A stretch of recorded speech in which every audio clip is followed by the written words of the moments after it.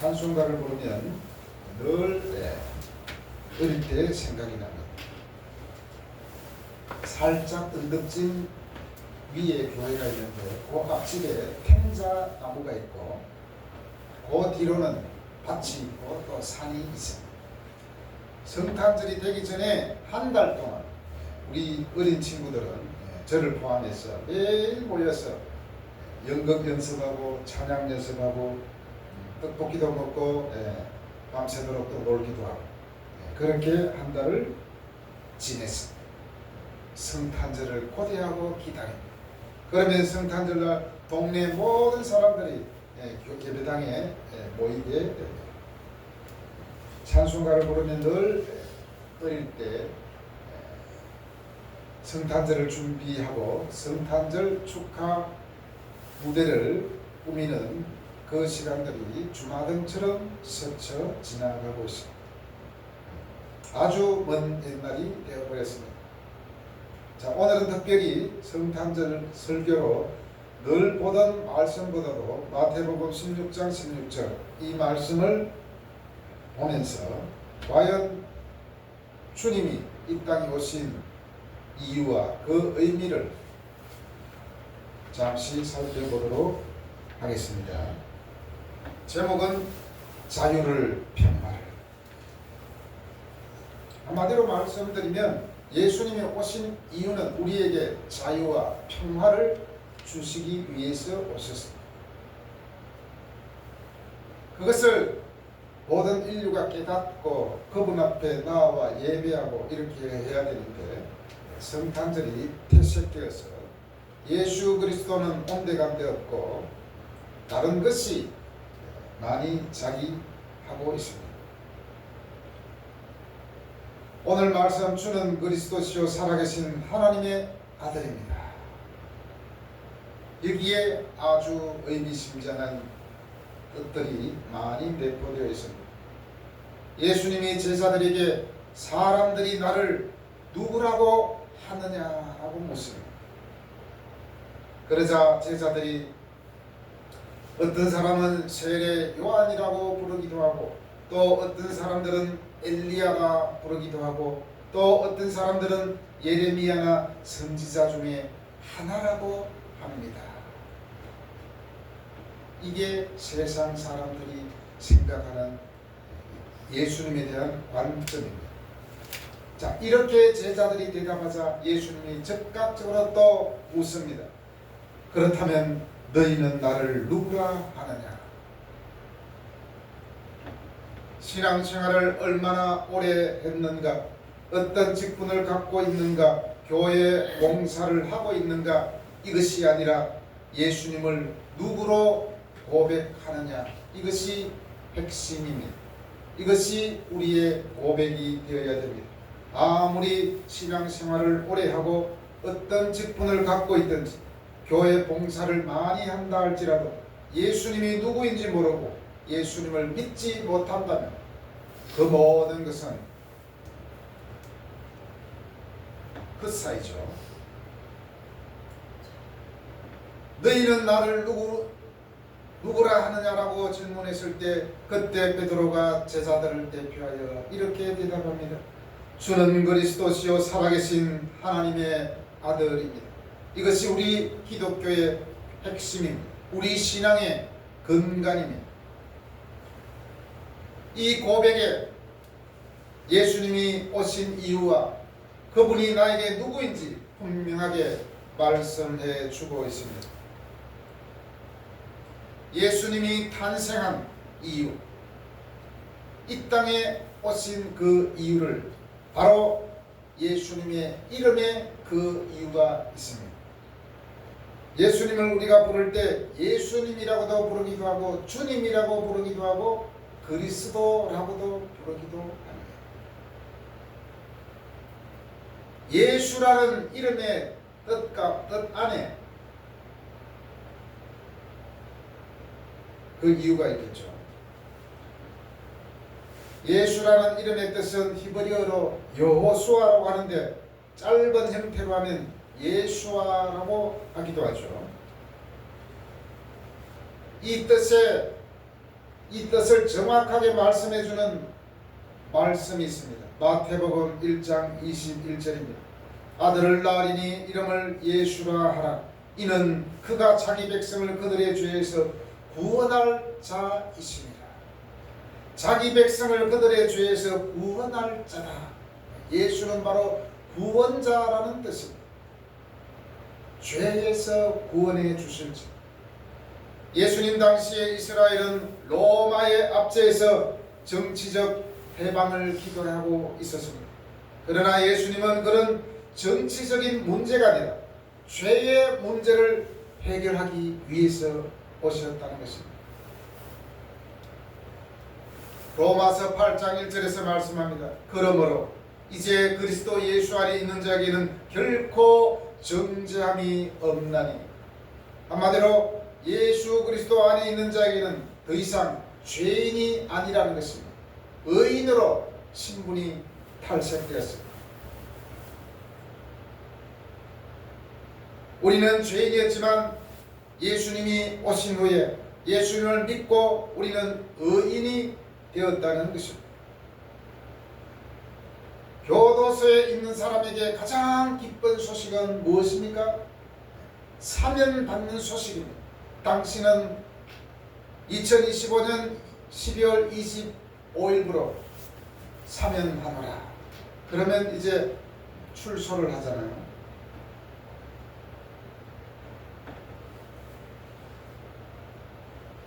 죄수들은 죄를 사면받으면 감옥에서 풀려나서 드디어 자유의 몸이 됩니다.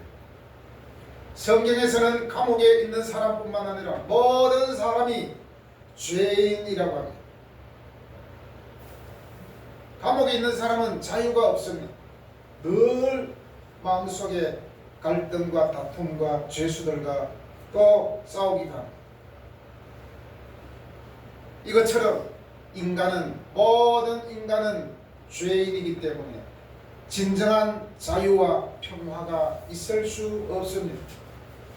그렇지만 예수님을 믿어 사면을 받은 사람은 더 이상 죄가 그 사람의 발목을 잡을 수 없습니다. 예수 믿는 사람은요, 의도적인 죄를 지을 수 없습니다. 남의 물건을 훔칠 수도 없고 나쁜 짓을 하지 못합니다. 왜냐? 나는 이미 예수 그리스도를 믿어 의인이 되었기 때문에. 우리는 죄를 지을까 말까 선택하고 갈등하는 것이 아니라 우리에게는 이미 자유가 있기 때문에 괜찮습니다. 예수님이 주시는 자유는 우리가 절대로 쟁취하는 것이 아닙니다. 예수님을 믿으면 누릴 수 있는 것입니다.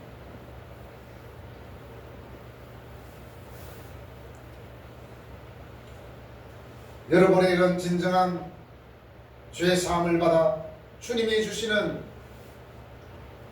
자유와 평화가 여러분을 붙잡고 있습니까? 만약에 여러분에게 주님이 주시는 자유와 평화가 그하고 있다면 여러분들은 지금부터 그냥 냅다 달리기만 하면 됩니다. 모든 것은 하나님께서 인도해 주실 줄로 믿습니다. 오늘 베드로는 주는 그리스도요, 주는 그리스도요, 그래서 그리스도시요. 그리스도는 기름 부음 받은 자라는 뜻입니다. 구약에서 기름 부음을 받는 사람은 왕과 제사장과 선지자입니다. 예수님은 이 모든 직분을 완성하셨다는 것입니다. 예수님은 왕으로서, 제사장으로서, 선지자로서 우리에게 오셨습니다. 예수님은 죄를 사해줄 권한이 있습니다. 절대로 사람이 사람을 죄를 사하여 줄 수 없습니다. 예수님은 죄를 사할 수 있습니다. 베드로는 예수를 그리스도라 부름으로써 그분이 오랫동안 기다려온 메시아이며 구약에서 약속된 왕이심을 의미합니다.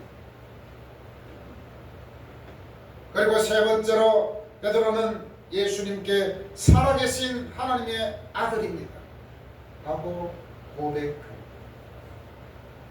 오늘도 사도신경에 신앙 고백을 했잖아요. 그 사도신경 안에 우리의 신앙이 다 들어있습니다.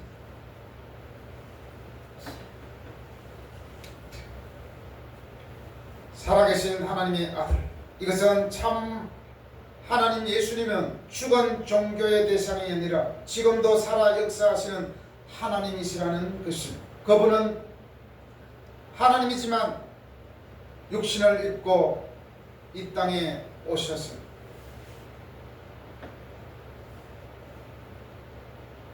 로마서 10장 9절에서 말씀합니다. 네가 만일 네 입으로 예수를 주로 시인하면 또 하나님께서 그를 죽은 자 가운데서 살리신 것을 네 마음에 믿으면 구원을 받으리라. 바로 죄에서 구원을 받는다는 것입니다. 여기서 우리가 중요한 게 있습니다. 단지 우리가 믿음 자체가 중요한 것이 아니라 누구를 믿느냐가 중요한 것이죠. 예수 그리스도를 믿는 것. 바로 주는 그리스도시며 살아계신 하나님의 아들임을 믿는 그 믿음, 그것이 바로 구원을 얻겠다는 것입니다. 바로 네 입으로 예수를 주로 시인하면, 자, 입으로 예수님을 주로 시인할 수 있다는 것은 믿음이 없이는 사실은 할 수 없습니다.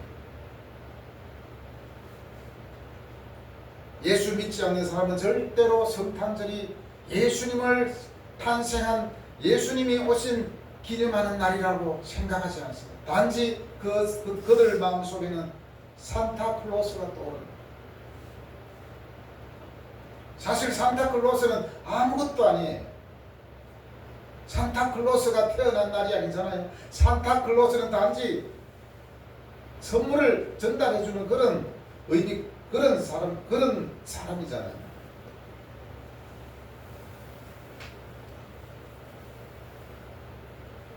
구원자 되신 예수를 나의 주님으로 고백하고 또 하나님께서 예수님을 죽은 자 가운데서 살리신, 즉 부활하신 것을 네 마음에 믿으면 구원을 받게 된다는 말씀입니다.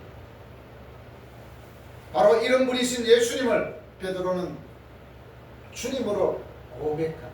주는 그리스도시고 바로 그리스도이신 하나님의 아들이신 예수님은 나의 주인입니다 라고 고백하는 것입니다. 예수님은 구원자라는 뜻이라고 말씀드렸습니다. 그리스도 메시아이신 그분을 주인으로 삼고 살아가는 사람들이 바로 그리스도인이며 크리스찬입니다. 여러분들은 다른 사람 앞에서 당신은 누구입니까 하면 저는 크리스찬입니다 라고 했을 때 거기에는 나는 예수님을 주인으로 섬기고 살아가는 사람입니다 이렇게 고백하는 것입니다. 주인으로 삼는다는 게 뭐죠? 주인으로 삼는다는 것은 주권을 누구에게 두고 사느냐에 대한 신앙입니다.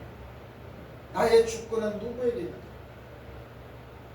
자주 제가 하는 말인데, 내 인생은 나의 것이 아닙니다. 내 것 같지만 내 것이 아닙니다. 내 인생은 나의 것, 내 인생은 나의 것이 아닙니다. 바로 나의 주인이신 예수님이 내 인생의 주인인 줄로 믿습니다. 이것이 우리의 살아가는 방식, 예수님을 주인으로 섬김에 살아가는 것, 이것이 우리 크리스찬의 방식이 되어야 될 줄로 믿습니다. 그래서 세례 베풀 때 이렇게 묻지 않습니까? 그대들은 주 예수 그리스도가 하나님의 아들 되심과 죄인의 구주 되시는 줄을 믿으며 복음에 말한 바와 같이 구원하실 이는 오직 예수뿐인 줄 알고 그를 받으며 그에게만 의지하겠습니까? 바로 예수님을 주인으로 모시고 살겠냐는 것입니다. 절대로 이거는 형식적인 질문이 아닙니다. 우리는 믿음으로 네라고 답했습니다. 그래서 세례를 받게 되는 거죠. 주인으로 삼는다는 것은 갈라디아서 2장 20절에서 잘 말씀해주고 있습니다. 내가 사는 것이 아니라 오직 내 안에 그리스도께서 사시는 것이라. 내가 사는 것이 아니라 오직 내 안에 그리스도께서 사는 것이라. 내 안에 그리스도가 산다는 것은 주님을 통하여서 내가 살아가고 주님이 말씀에 순종하여 그렇게 살아간다는 것입니다. 나는 이럴 때 어떻게 해야 될까라고 선택의 기로에 있을 때 예수님이라면 어떻게 했을까? 거기에 답이 있는 것이죠.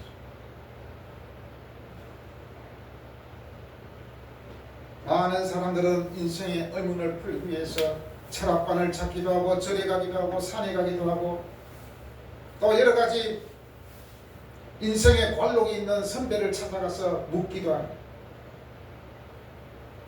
물론 때로는 인생의 선배에게 물을 수도 있지만 근본적으로 우리가 물어야 할 것은 바로 예수님께 있다는 사실을 기억하십시오. 하나님께 묻지 않고 예수님께 묻지 않고 계속 사람에게 찾아가서 묻고 답을 얻으려고 하면 그에게는 답이 없습니다. 요즘 아이들이 말하는 게 있잖아요. 두 장 하면 어쩌겠냐고요. 어쩔. 네. 사람에게 묻고 오면 돌아오면서 이런 말을 하잖아요. 나도 그거 다 아는데. 나도 다 알아. 이렇게 말하잖아요. 우리의 인생의 모든 의문은 주님께 기도하며 하나님의 말씀을 통해서 우리의 인생의 의문을 풀어나가야 돼요. 어제 어떤 사람이 메리 크리스마스라고 저에게 인사를 했습니다. 그 사람은 교회를 다니지 않는 사람입니다. 아마 메리 크리스마스라는 뜻을 알지 못할 겁니다. 그렇지만 크리스마스 때 세계인들이 하는 인사가 되어 있지 않습니까? 메리 크리스마스. 메리는 즐거워하다라는 뜻입니다.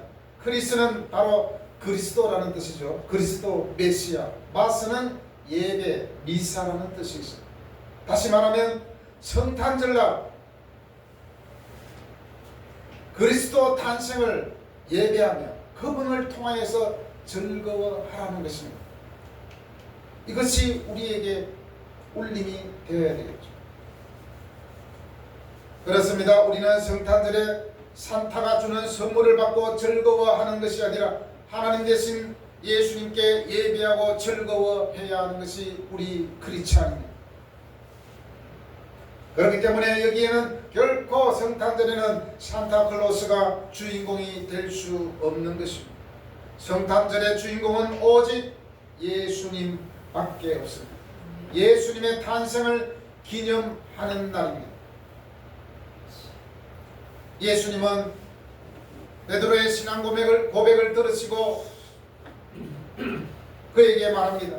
너는 베드로라. 내가 이 반석 위에 내 교회를 세우겠다.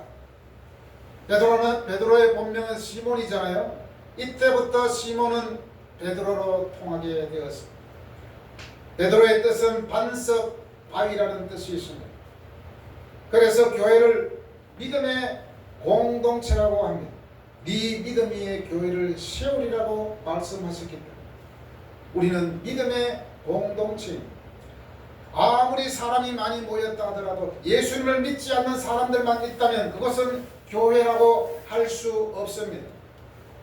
여러분의 한 사람 한 사람이 예수님은 누구이신가를 믿고 고백하는 그 믿음이 있을 때에 교회는 세워져 가는 것입니다.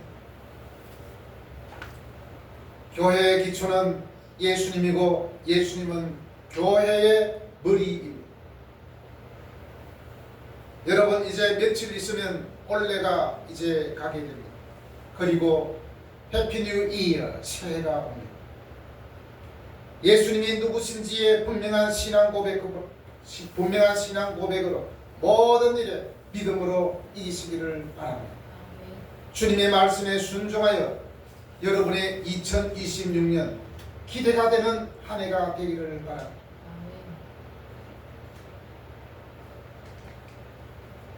늘 말씀드리지만 우리가 세상을 이기는 힘은 바로 예수 그리스도를 믿는 믿음에 있다는 것을 확실히 기억하시기를 바랍니다.